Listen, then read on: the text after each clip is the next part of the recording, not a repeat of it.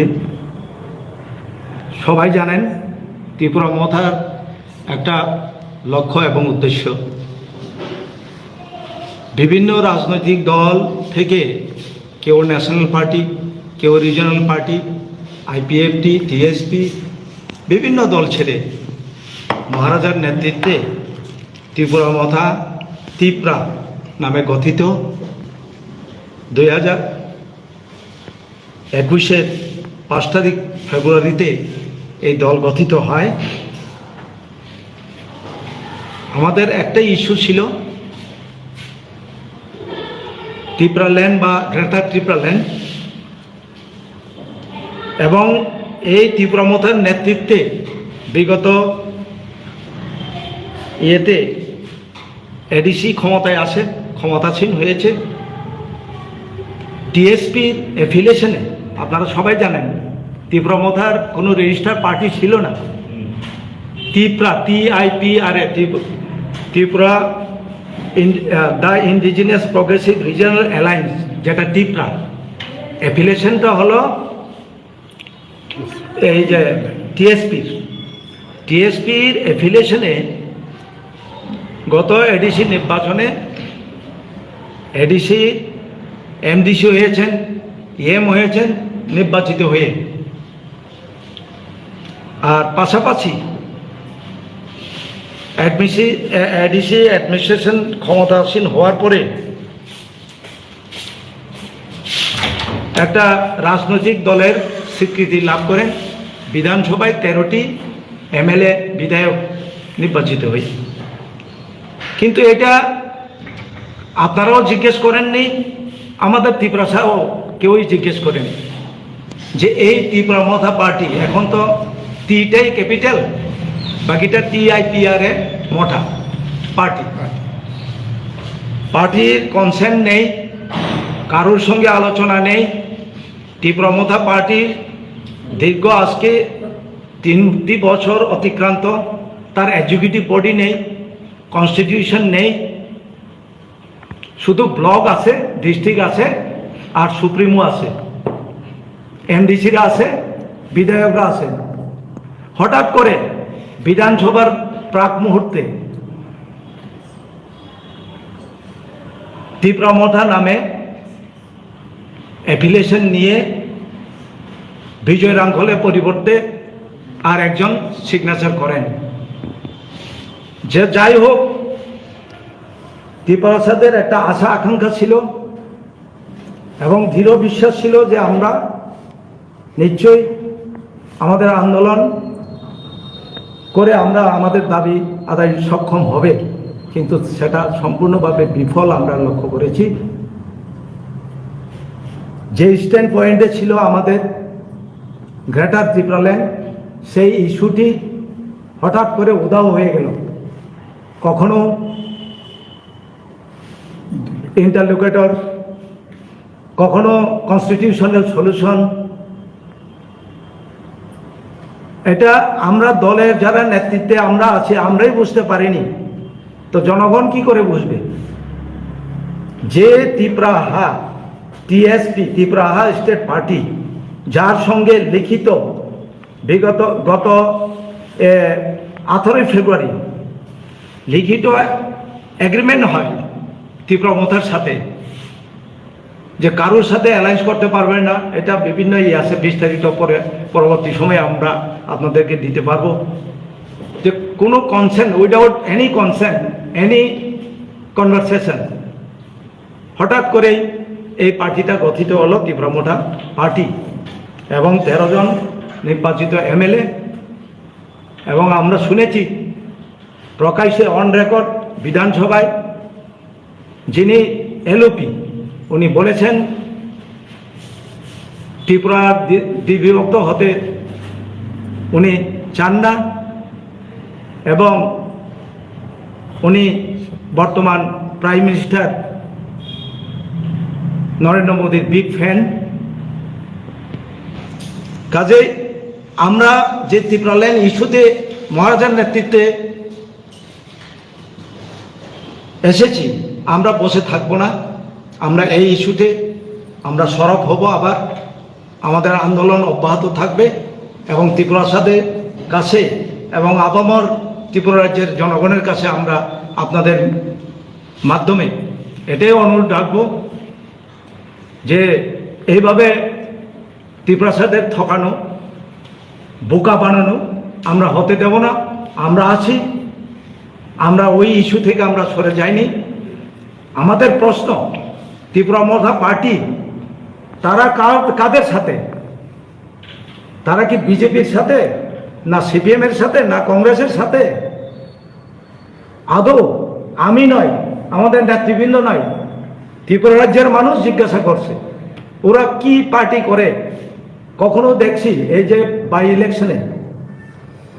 By ইলেকশনে কখনো CPM এর হয়ে প্রচার, কখনো ওইখানে গিয়ে সেমিনার করে গোপন আলোচনা, কখনো বলে যে ত্রিপুরাল্যান্ড দেবে তাকেই ভোট দাও। প্রথমত বিরোধী দল হিসাবে মিটিং করেছেন সিপিএম কংগ্রেসের সঙ্গে, জানি না কি সিদ্ধান্ত নিয়েছিল ওইখানে। পরবর্তী সময়ে আমরা দেখি যে সিপিএমকে জেতাতে হবে। আবার এই ত্রিপুরা মথা পার্টির বিধায়করা দিল্লিতেও যান, অমিত শাহের সঙ্গেও মিটিং করেন, কখনো আসামে এসে হিমন্ত বিশ্ব শর্মার সঙ্গেও মিটিং করেন। এইভাবে একটা বোকা বানানো ছাড়া কিছু না। আমরা বর্তমান যারা এমডিসি আছে ইতিমধ্যেই আমরা তাদেরকেও নোটিশ করব। তারা যদি আমাদের টিএসপির অ্যাফিলিয়েশনে নির্বাচিত হয়ে জনপ্রতিনিধি এডিসির জনপ্রতিনিধি হন, দলের কথা মেনে চলতে হবে, নতুবা তাদেরকে বহিষ্কার করা হবে, নতুবা তাদের স্বইচ্ছায় রিজাইন করতে হবে। এটা আমাদের সিদ্ধান্ত। আজকে আপনাদের মাধ্যমেই বলছি, ইতিমধ্যে আমাদের নোটিশ হয়ে যাবে, খুব একটা দীর্ঘ সময় আমরা নেব না। এবং এর সাথে সাথে আপামর জনগণ ত্রিপুরাসাদেরকে আমরা আহ্বান রাখছি আপনাদের মাধ্যমে, এই টিএসপি যে রেজিস্টার, যে অ্যাফিলিয়েশনে ত্রিপুরা মথা গঠিত হয়েছিল, আমরা এই ত্রিপুরা মথা আমরা জানি না কিভাবে গঠন করেছেন, ওনারা তো বিধায়ক হয়েছেন, কিন্তু যারা এডিসি পাওয়ারে আছেন, ক্ষমতাসীন আছেন, তারা তো আমাদের টিএসপিরই এখন অবধি আছেন, এমডিসি ইএমরা। এই জন্যই আজকে প্রেস মিডিয়ার মাধ্যমে আমরা আপনাদের এবং জনগণের কাছে জানান দিতে চাই। আপনারা কতজন আলাদা হয়ে? ত্রিপুরা রাজ্যের বেশিরভাগ লোক হয়তো আপনারা লক্ষ্য করেছেন যে আমরা ইনঅ্যাক্টিভ, আমরা নিজেরাও বুঝতে পারিনি কি লক্ষ্যে যেতে চান ত্রিপুরা মথা পার্টি। আমাদের এখানে কিছু সময় নিতে হয়েছে, ফলে কি হয়েছে, আমাদের দল ত্রিপুরা মথার নামে পার্টির থেকে শত শত মানুষ, হাজার হাজার মানুষ, কেউ বা আবার আইটিএফটিতে চলে গেল, কেউ বিজেপিতে চলে গেল। আমরা এটা হতে দেব না। আমরা আহ্বান রাখছি আপনাদের মাধ্যমে, কাউকে যেতে দেওয়া হবে না, এখানেই থাকবে। টিএসপিতেই আমরা আন্দোলন করে তুলব, আমাদের ত্রিপুরাল্যান্ড ইস্যুই থাকবে। এখন মথার যে স্টেট কমিটি, মথার কমিটি থেকে আপনারা কতজন ভেঙে এসেছেন? মথার কোনো কমিটিই নেই। ইভেন যে সুপ্রিমো উনিই নেই, উনি নিজেই তো বলেছেন। উনি আপনারা নিশ্চয়ই লক্ষ্য করেছেন যে লাস্ট সেমিনার ওখানে বলেছেন যে ত্রিপুরা মথাতে কোনো চেয়ারম্যান নেই, এখন বিজয় রাঙ্খল আমাদের প্রেসিডেন্ট। কি করে উনি প্রেসিডেন্ট হতে পারেন? যদি সুপ্রিমো চেয়ারম্যান উনি থাকতেন আমরা এটাকে বৈধতা মনে করতাম, তো উনিই নেই, সুপ্রিমোই নেই। Who is the authorize? আপনারা তো এতদিন ত্রিপুরা মথার মধ্যে ছিলেন, আমরা ছিলাম ত্রিপুরা মথাতে। আপনারা বিষয়গুলি নিয়ে কথা বলেছেন? না না, এক minute please don't interrupt please. আপনারা একটু সামনে আসুন ওনার। না, আপনারা তো জানেনই ত্রিপুরা মথার কোনো এক্সিকিউটিভ বডি নাই, কার সঙ্গে আলাপ করবেন? এক্সিকিউটিভ বডি নাই, কনস্টিটিউশনই নাই। হঠাৎ করে আবু খায়েরকে এই যে দেখলেন যে এর আগে বিজেপির পক্ষে যে প্রচার, একজন বিধায়ক তাকে খারিজ করে সাসপেন্ড করে কি আছে, একটা প্রত্যেকটি পার্টিরই তার একটা গঠনতন্ত্র আছে, তার ধারা আছে, উপধারা আছে, সেই অনুযায়ী তাকে এক্সপ্লেনেশন কল করা হয়, তারপরে তাকে শাস্তির বিধান কিছু না কিছু ঘোষণা করা হয়। এটা কে করে? যেখানে সুপ্রিমো নাই, চেয়ারম্যান নাই, চেয়ারম্যান তো স্বঘোষিত। কখনো উনি বলেছেন প্রকাশ্য মাতে যে আমি রাজনৈতিক সন্ন্যাস নিচ্ছি, আমার রাজনৈতিক মঞ্চে আমাকে দেখা যাবে না। তাহলে ত্রিপুরা কাদের আশায় এতটুকু দল, বিভিন্ন দল, আঞ্চলিক দল ভেঙে কারণ কি দলের সংবিধান করা হয়নি? দলের নিশ্চয়ই গঠনতন্ত্র সংবিধান হ্যাঁ করা হবে, সেই অপেক্ষায় ছিলাম আমরা। করা হয়নি।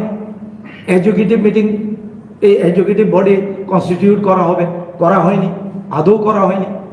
উনি ইদানিংও করেছেন, তারপরেও উনি, আমি তো দেখি যে 2 মাস অপেক্ষা করুন, 3 মাস অপেক্ষা করুন, এইভাবে তো পার্টি চলে না। আমরা টিএসপি, যে টিএসপির অ্যাফিলিয়েশনে আপনি এডিসি ক্ষমতায় এসেছেন, সেই টিএসপিকে জিজ্ঞেস করা হয়নি এই টিএসপির সঙ্গে লিখিত চুক্তি আছে উনি নাই, ওনার সঙ্গে আমরা ঝগড়া করতে যাব কেন? আমরা ব্যক্তিগতভাবে কারোর প্রতি আমাদের আক্রোশ নেই, কারোর প্রতি আমাদের শত্রুতামি নেই। আমরা চাই সঠিক দিক, সঠিক পথ ত্রিপ্রাসাদের দেখাবো।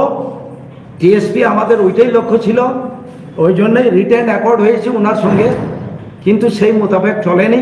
একটা দলকে 2 বছর 3 বছর দেখা যায়, সারা বছর কি এইভাবে চলা যায়? আপনার ঘর ভেঙে গেছে, ত্রিপুরা মতায় কে আছে? এমএলএ এমডিসি ছাড়া তো কেউই নেই। কই এখন তো ভিলেজ কমিটির ইলেকশনও আহ্বান করেন নাই, রিকোয়েস্ট করেন নাই। কখনো বিজেপির পক্ষে বলেন, কখনো সিপিএম এর পক্ষে বলেন। কি বলবেন? আপনারা জিজ্ঞেস করুন, আমাদের জিজ্ঞেস করবেন কেন? আমরা তো বললামই যে আমাদের এটা এই সমস্ত উচ্ছৃঙ্খলতার মধ্যে একটা পার্টি চলতে পারে না। সাধারণ মানুষ যারা একটা আত্মবিশ্বাস নিয়ে এই দলে যোগদান করেছেন, তাদেরকে আমরা পুনর্জীবিত করব, আমাদের পার্টিকে আমরা রিভাইভ করব। এই উদ্দেশ্যেই আমরা আজকের প্রেস মিট ডাকা হলো।